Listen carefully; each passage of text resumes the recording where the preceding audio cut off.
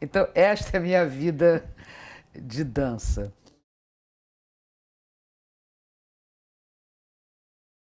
A dança entrou na minha vida muito cedo.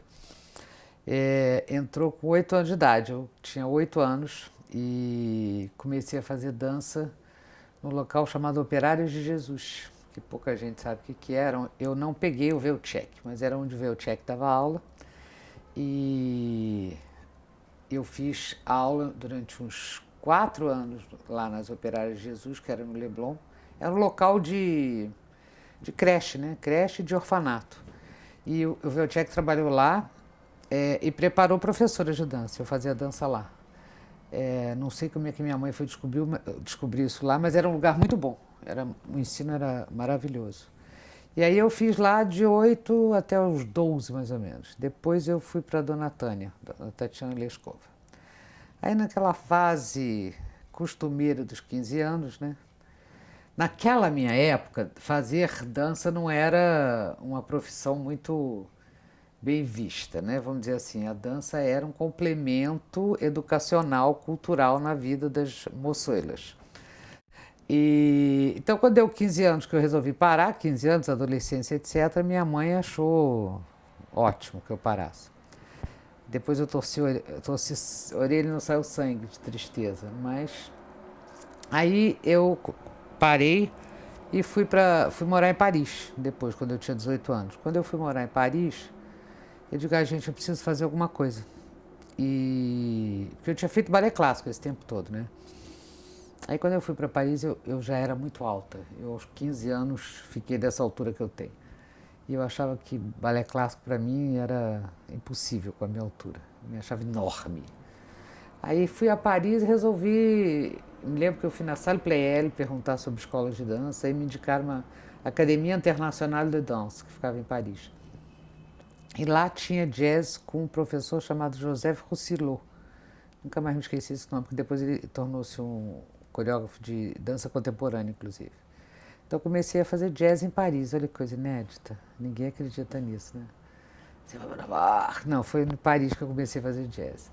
Aí, enquanto eu morei em Paris, fiz. Aí voltei de lá para cá, quis continuar. Aí fui parar na Dalal. A Dalal teve naquela época uma professora inglesa também que dava jazz. Chamava-se Bernadette. Aí eu fiz aula com a Bernadette. Aí comecei a fazer aula. Fazia aula que nem uma louca. Dançava nos espetáculos. Até Dalal fez uns espetáculos sobre Cinderela, no BNH, que fez um sucesso absurdo. Eu dancei nesses espetáculos. E ao mesmo tempo eu fazia faculdade. Fui fazendo faculdade de letras, né? E dançando. E daí eu descobri que eu no palco não era brilhante. Essa que é a realidade. Acho que eu tive essa bela consciência na minha vida. Eu digo, eu ficava tensa no palco. E eu digo, gente, eu amo esse troço, mas se eu não sou boa no palco, então vamos partir para outro campo. Aí eu comecei a dar uma turminha de dança lá na Dalal, sempre dedicada ao jazz, né? Dedicada na parte do jazz. Eu gostava muito nessa época que eu comecei a dar aula na Dalal. Eu ia para Nova York, eu fui durante 15 anos seguidos para Nova York, fazer aula em todos os lugares. Depois passei a só existir 2 centros em Nova York, mas antigamente existia milhões de aulas em locais diferentes. Eu vivia pipocando por Nova York. Me lembro de ter sido perseguida na 12ª Avenida, atrás de uma aula. Foi mesmo, 2 negões atrás de mim. Juro, saí correndo, corri bem a beça. Que a escola era na 12ª Avenida. Isso é época de Nova York de 1980, que não era a Nova York de agora. Era Nova York perigosa, né? Levei uma. Eles só não me pegaram porque eles não quiseram, né? Porque eles estavam brincando comigo. Mas aí eu fui anos seguidos fazer aula em Nova York. Eu gostava do jazz mesmo. E abri a escola com a intenção de jazz. E ao mesmo tempo, por incrível que pareça, a companhia foi aberta antes da escola.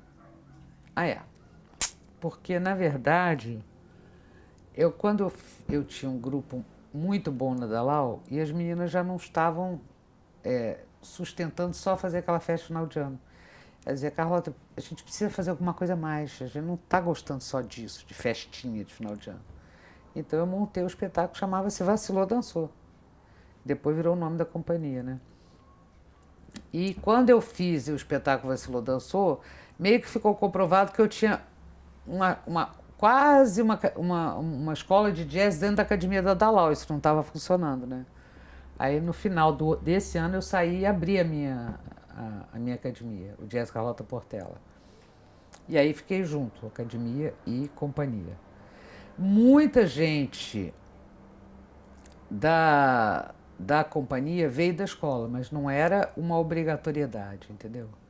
Eu sempre distingui muito bem a companhia da academia.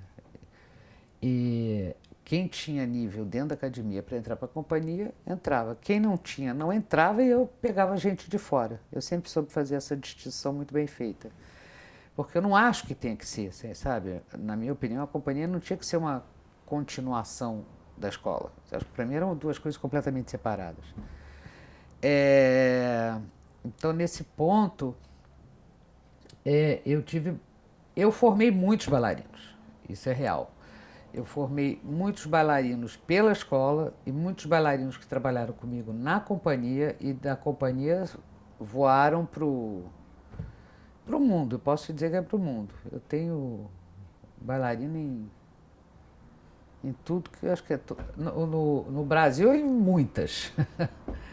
Eu diria que em muitas companhias e no exterior também. Tenho o maior orgulho disso, sabe? Tenho o maior orgulho. Numa época eu fiquei muito desesperada, porque eu não tinha muita grana para sustentar a companhia, então eu formava os bailarinos e quem tinha dinheiro ia lá e roubava lindamente os meus bailarinos. E depois eu tinha uma coisa que eu gostava muito, que eu usei isso que eu uso até hoje dentro do ensino da minha escola, acho isso importante. Eu nunca tive uma companhia autoral, ou seja, que fosse só eu a coreógrafa. Eu coreografava, mas eu sempre convidava outros coreógrafos. É até uma coisa que vai um pouco contra a tendência contemporânea. Depois eu explico a minha mudança para a dança contemporânea, do jazz para a dança contemporânea na companhia. Mas, enfim, não é uma característica. As companhias de dança contemporânea são muito autorais, né? O coreógrafo é o autor de tudo. E eu sempre quis fazer repertório com vários coreógrafos. Eu fazia algum trabalho e sempre chamava alguém ou dois coreógrafos para fazer o trabalho comigo. Você falar em alguém, eu acho que eu convidei. Eu comecei com Ciro Barcelos, eu tive o Tíndaro Silvano, eu tive Henrique Rodovalho, eu tive Luiz Arrieta, eu tive coreógrafos americanos, eu tive Mário Nascimento, eu tive Paulo Caldas. Quem você pensar aí, eu tive a Macau, que era assistente do Rodrigo Pederneiras, eu tive mais de 14 coreógrafos convidados para trabalhar com a companhia. Nunca foram os mesmos. Todo ano eu mudava, né? Alguns eu repeti, porque eu vi que combinava com a companhia. Mário Nascimento fez 2 trabalhos para mim, Luiz Arrieta fez 2 trabalhos para mim, quer dizer, teve alguns coreógrafos que... Mas isso dava uma versatilidade aos bailarinos imensa, imensa. Eu nunca vi bailarino meu que ia para outra companhia, todo mundo dizia, meu Deus do céu, mas como é que dá tão certo? Eu acho que dava tão certo exatamente por causa dessa versatilidade. E isso foi um aspecto que eu aproveitei da companhia para a escola. Dentro da minha escola, eu não tenho uma linguagem única. Eu vejo a faculdade de dança mais como um complemento para você ter bons professores ou pessoas que trabalhem com dança-terapia. Eu não acho que uma faculdade de dança forme bailarinos. Isso é minha opinião. Eu acho que ele ajuda demais para o ensino, para a didática. Agora, você dizer que a faculdade forma bailarinos, eu acho que os bailarinos podem complementar a sua vida com uma faculdade de dança, entendeu? Devem até complementar. Agora, eu acho que o ensino básico da dança vem nos cursos livres de dança, né? Então, o que é a minha preocupação? Minha preocupação dentro da dança, nesse sentido, é eu não querer ter uma linguagem de escola. Se eu quis, durante a minha vida inteira, dar uma diversificação aos meus bailarinos de versatilidade, eu não posso funcionar com a minha escola assim. Essencialmente, balé clássico, jazz, um jazz que eu chamo de contemporâneo, porque eu tenho professores que dão muito mais contemporâneo do que jazz, e tenho sapateado, vamos dizer. Eu não sou fã da dança do ventre, dança de não sei o quê, dança de não sei... Eu só dou esse tipo de dança. Talvez isso esteja errado, não sei, mas eu só dou isso. Eu dou dança contemporânea, balé clássico, jazz, sapateado. Agora, eu tenho, vamos dizer, um programa mais ou menos fixo para as crianças. Tanto de balé clássico, como dentro do jazz, que eu só permito a partir de 8 anos fazendo balé clássico junto. Eu não deixo antes disso. Comercialmente é um prejuízo absurdo, né? Porque o mundo aí está dando jazz para 3 anos, né? Eu sei que comercialmente eu perco, mas isso na minha cabeça não muda. Eu não entendo uma criança. E meu curso de jazz para as crianças de 8 anos é um curso todo preparado para elas, porque é um jazz que não é tanto jazz assim, né? Porque elas não... É muito mais uma coisa criativa, lúdica. Eu uso muitos exercícios de psicomotricidade. Então, a gente preparou um programa para elas, né? Na parte disso. Aí, quando elas vão se tornando maiores, não quer dizer maiores de idade, quando elas vão crescendo na dança, aí eu abro o leque para elas. Tá entendendo? Eu vou ter professor de clássico que tem não linguagens, mas metodologias diferentes. E vou ter professores que vão desde o jazz mais tradicional até o contemporâneo. E a aluna escolhe aquilo que lhe agrada. Eu nunca determinei ao meu professor o que ele vai dar de aula. Você entendeu? A gente combina o que a gente precisa ensinar. A gente tem um programa aberto. Agora, o que cada um vai ensinar, tá entendendo? É a sua fórmula. Porque também você, na época atual, você querer determinar a criança o que você vai ensinar, você vai contra o processo educacional atual, né? Então, eu dou essa liberdade aos meus professores. Tem professores que vão para uma linha muito mais contemporânea, tem outros que vão para a linha de jazz, e tem gente que gosta, pô. A escola teve muito esse resultado, ele começou muito jazzística, aí é que eu vou explicar. Aí foi onde o grupo, a companhia me ajudou nesse sentido. Porque eu comecei a ver, quando eu convidava os coreógrafos, a ver uma linguagem contemporânea muito interessante. E eu comecei a ver que a linguagem do jazz, não estou renegando não, hein? Primeiro aviso, odeio essas coisas. Renego o que fiz no passado, não estou. Eu vi que o jazz, como linguagem, só ele sozinho, era uma linguagem restrita. Ele tinha que se misturar com outras linguagens de dança, como a linguagem de dança contemporânea, para ele poder se expandir e dizer algo, né? Isso porque eu fui vendo que o jazz foi ficando muito formal. E eu explico muito isso pelo videoclipe. Na minha cabeça, os videoclipes destruíram as possibilidades de crescimento do jazz como linguagem de dança. Porque videoclipe, a pessoa filma de onde ela quiser, então basta você ser frontal, porque quem resolve a situação é a câmera, certo? E não tem que dizer nada, porque você só tem que acompanhar aqueles cantores ou mostrar alguma coisa. Então, meio que fechou, sabe? Eu acho que deu essa fechada na linguagem do jazz. E isso me incomodou muito. Juntando com a minha literatura, porque eu sou fanática por letras. Eu fui a vida inteira. Eu sou um amante inveterado de Nelson Rodrigues e de Clarice Lispector. Foram os 2 trabalhos últimos que eu fiz com a companhia. E eu digo, Deus do céu, com jazz não vai. Sozinho não vai. Então eu explico assim, que a minha linguagem corporal, ela tem muito do jazzístico. A estrutura do trabalho já vai para uma linguagem de dança contemporânea. E é isso que a gente trabalha lá na escola com os professores, entendeu? Tem alguns que dizem para mim, Carlota, eu gosto do jazz mesmo. Eu digo, você gosta do jazz? Faz jazz. Tem todo direito de fazer, sabe? Chega de delegacia de que você não pode fazer, entende? Tem outros que dizem, Carlota, eu quero testar. Eu digo, testa.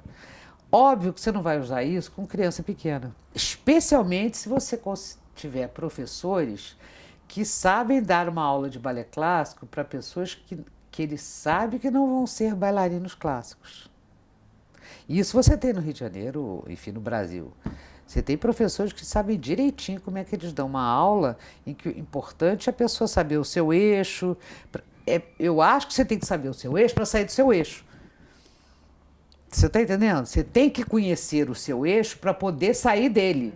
Porque se você viver fora dele o tempo inteiro, entende? E eu acho que tem professores nesse sentido. É óbvio que você pegar uma linguagem clássica, antiga, em que só se pensava no port de bras, fazer 10 piruetas, double tour en l'air, não sei quantos fouettés. Não existe para quem faz balé clássico, tá lá. Agora, você tem professores que não dão isso, que tem professores que muito tempo, eu escolhi a dedo os professores de balé clássico para minha companhia, porque eu sabia que eles davam aula para pessoas que não iam dançar balé clássico. Eles tinham plena consciência disso, entendeu? Eles tinham alongamentos que eram especiais, eles davam trabalho de pés paralelos mesmo dentro do balé clássico, quer dizer. Então eu acho que indispensável nada é. Nem o ser humano é indispensável. Então, nenhuma matéria é indispensável na vida, né? Vamos dizer assim. Agora, necessária, eu acho que ela pode complementar bem nesse sentido. Antigamente eu achava indispensável. Isso foi uma coisa que eu fui mudando com o tempo. Agora, eu não acho indispensável, dependendo muito da linguagem também de cada um, né? De que tipo de linguagem a pessoa vai falar. E agora eu gosto. No meu trabalho, para o meu trabalho, me ajudou muito. E tento que as alunas, algumas alunas que eu vejo que têm muito talento, façam, mas é engraçado como é difícil, isso já em termos de ensino, para uma adolescente no ano 2012 entender o balé clássico. Para ela, aquilo é o século do século do século do século passado.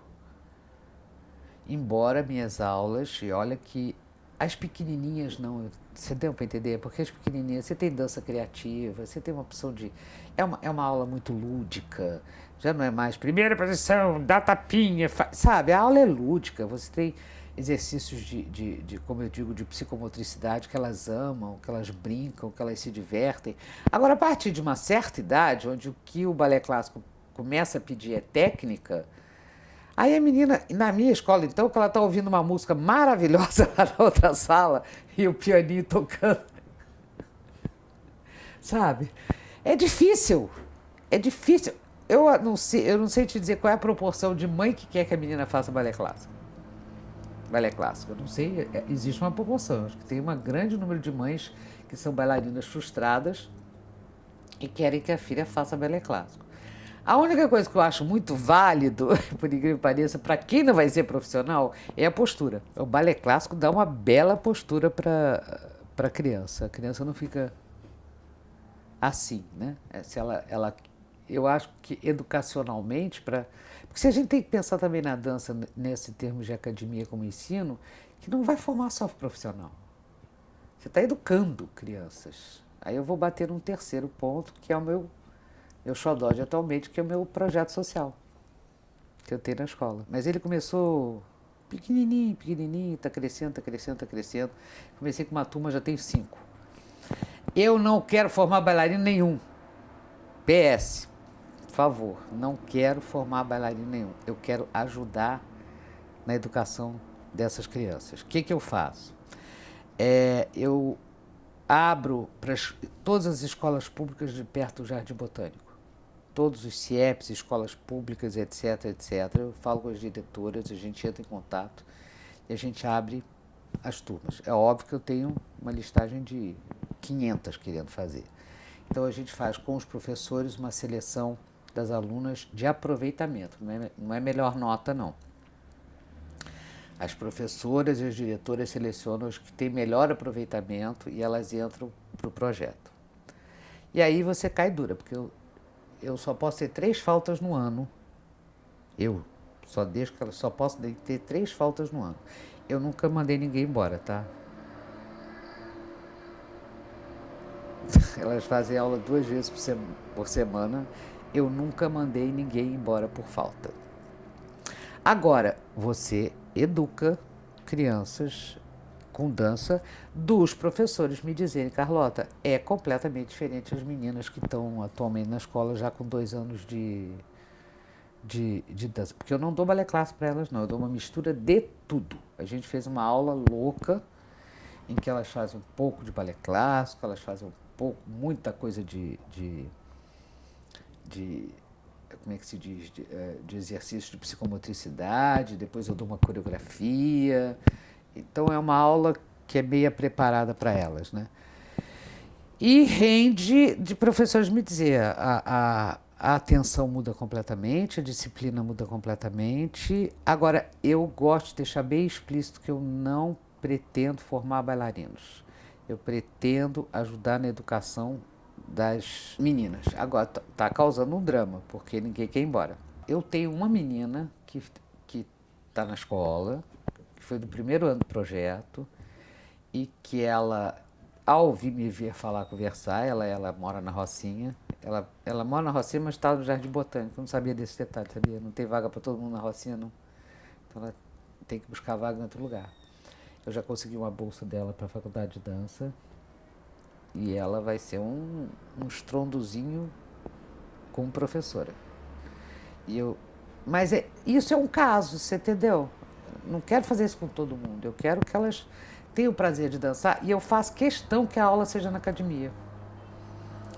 Porque seria muito fácil eu ir para cada CIEP, tá entendendo? Mas eu acho que é importante elas estarem dentro de uma academia de dança. O prazer que eu tenho atualmente do ensino, além da própria escola, que me dá prazer, e aonde mais tem uma divisão que eu acho seríssima de falar, que eu acho que toda escola, pelo menos eu não sei se todas passam, eu passo por esse grande drama.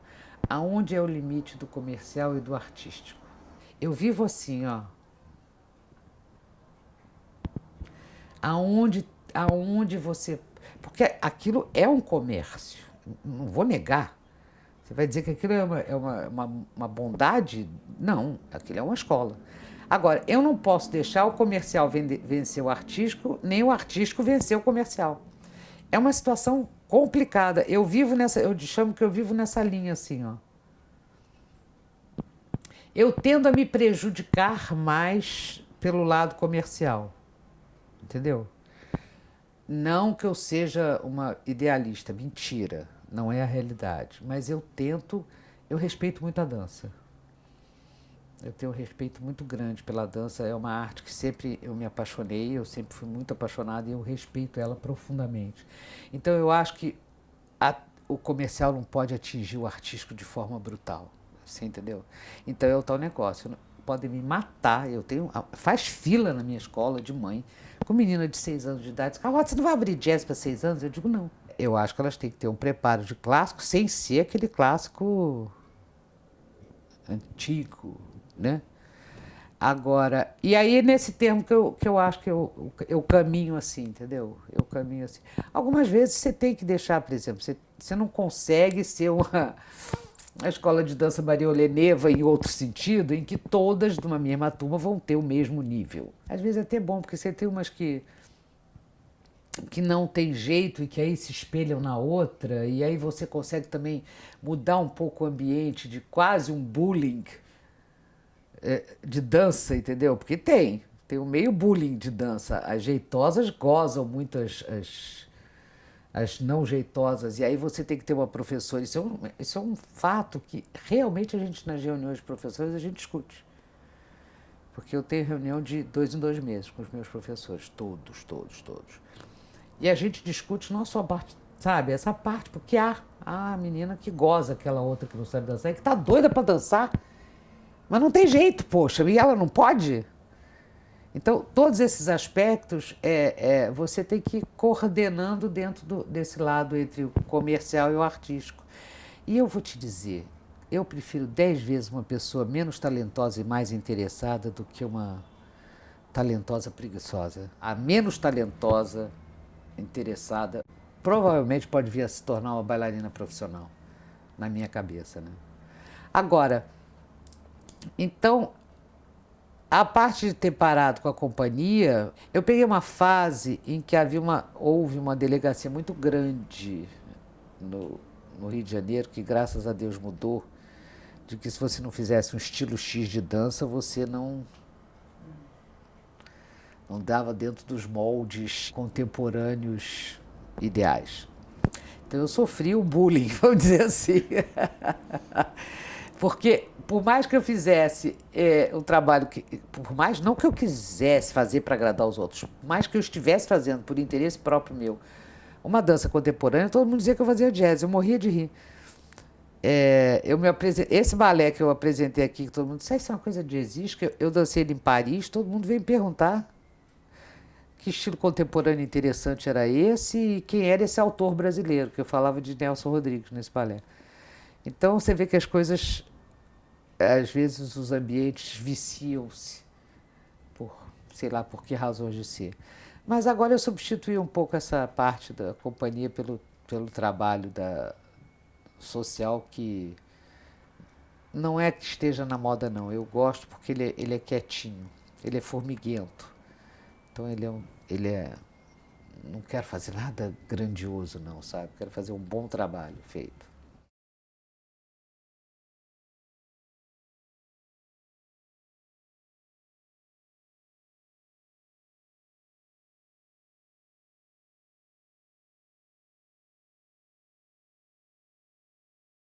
Eu acho que eu, mais do que mestre, eu fui uma boa colaboradora com a dança.